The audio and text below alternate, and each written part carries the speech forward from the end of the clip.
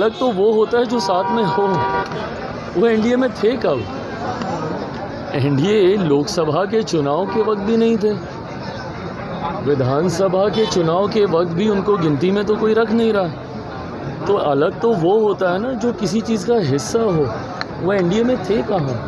पासवान ने बोल दिया कि वो कब गठबंधन में थे। ना विधानसभा में जितना उपचुनाव हुआ, ना लोकसभा चुनाव में। अब काहे का गठबंधन भाई? जब आपसे गठबंधन ही नहीं था तो आप अलग कहां से होइएगा?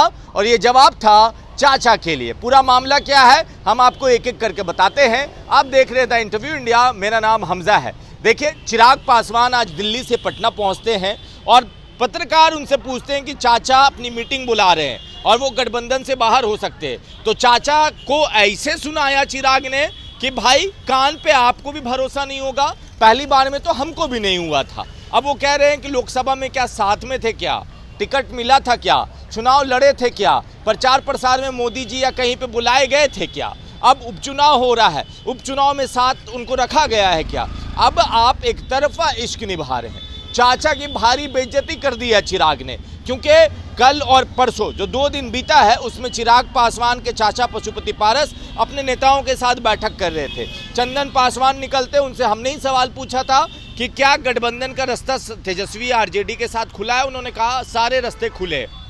मगर इधर एनडीए गठबंधन में उनकी कोई पूछ नहीं है, कोई इज्जत नहीं है।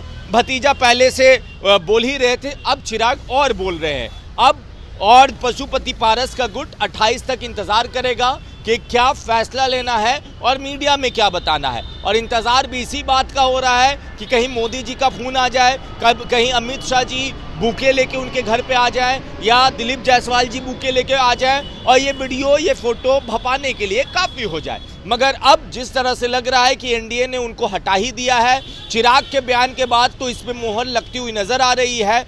अब क्या करेंगे पशुपति कुमार पारस, ये बड़ा सवाल है, क्योंकि चिराग पासवान ने एक तरह से अनदेखी कर दी, सवालों को भी सीरियस तरीके से नहीं लिया। और सूरजभान सिंह से जब हमने पूछा था कि क्या होगा, कैसे होगा, तो उन्होंने कहा इंतजार कीजिए। पशुपति पारस बोलने से बच रहे थे। प्रिंस राज भी ज़्यादा कुछ बोले नहीं, मगर ये बोले कि हम अपने पार्टी को इकट्ठा करेंगे, पंचायत स्तर पे जाएंगे, लड़ाई लड़ेंगे। उनके एक नेता है सुनील सिन्हा, उन्होंने कहा कि जो चिराग ने किया था वही हम करेंगे, क्योंकि उन्होंने अपने पार्टी को मजबूत किया, पंचायत स्तर पे गए थे।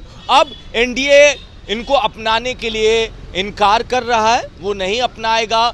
इकरार किसके लिए होगा? चिराग पासवान ने एक तरह से कह लें कि आग में घी डालने वाला काम कर दिया है, दुखती रग पे मरहम लगाने की जगह नमक रगड़ने की काम कर दी है। और चिराग पासवान आज ही पटना पहुंचे थे। अब इंतजार है कि पशुपति पारस के तरफ से और उनकी टीम के तरफ से क्या जवाब आएगा, और इन लोगों का गठबंधन क्या एनडीए से जारी रहेगा, ये भी बड़ा सवाल। क्योंकि एनडीए को लेकर, मोदी जी को लेकर पशुपति पारस ने अभी तक कोई बयान नहीं दिया है, या सूरजभान सिंह ने, प्रिंस राज ने, किसी ने कोई नहीं बयान दिया है। मगर चिराग पासवान ने एनडीए की तरफ से बड़ा बयान दे दिया। बाकी आप अपनी राय नीचे कमेंट बॉक्स में लिखिए। धन्यवाद।